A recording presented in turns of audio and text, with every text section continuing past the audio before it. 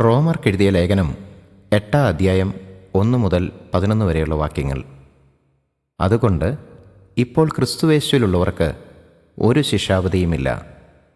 ജീവൻ്റെ ആത്മാവിൻ്റെ പ്രമാണം എനിക്ക് പാപത്തിൻ്റെയും മരണത്തിൻ്റെയും പ്രമാണത്തിൽ നിന്ന് ക്രിസ്തുയേശുവിൽ സ്വാതന്ത്ര്യം വരുത്തിയിരിക്കുന്നു. ജഡത്താലുള്ള ബലഹീനത നിമിത്തം ന്യായപ്രമാണത്തിന് കഴിയാഞ്ഞതിനെ ദൈവം തൻ്റെ പുത്രനെ പാപജഡത്തിൻ്റെ സാദൃശ്യത്തിലും പാപം നിമിത്തവും അയച്ചു. പാപത്തിന് ജഡത്തിൽ ശിക്ഷ വിധിച്ചു.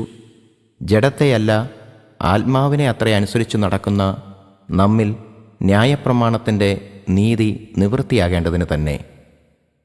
ജഡസ്വഭാവമുള്ളവർ ജഡത്തിനുള്ളതും ആത്മസ്വഭാവമുള്ളവർ ആത്മാവിനുള്ളതും ചിന്തിക്കുന്നു.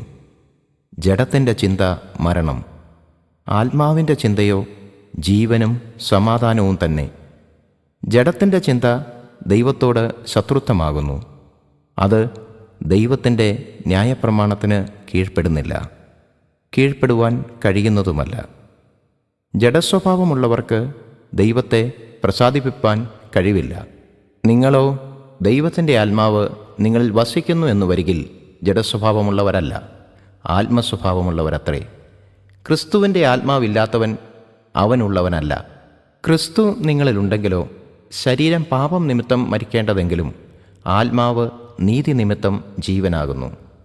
യേശുവിനെ മരിച്ചവരിൽ നിന്ന് ഉയർപ്പിച്ചവൻ്റെ ആത്മാവ് നിങ്ങളിൽ വസിക്കുന്നുവെങ്കിൽ ക്രിസ്തു യേശുവിനെ മരണത്തിൽ നിന്ന് ഉയർപ്പിച്ചവൻ നിങ്ങളിൽ വസിക്കുന്ന തൻ്റെ ആത്മാവിനെ കൊണ്ട് നിങ്ങളുടെ മർത്യശരീരങ്ങളെയും ജീവിപ്പിക്കും.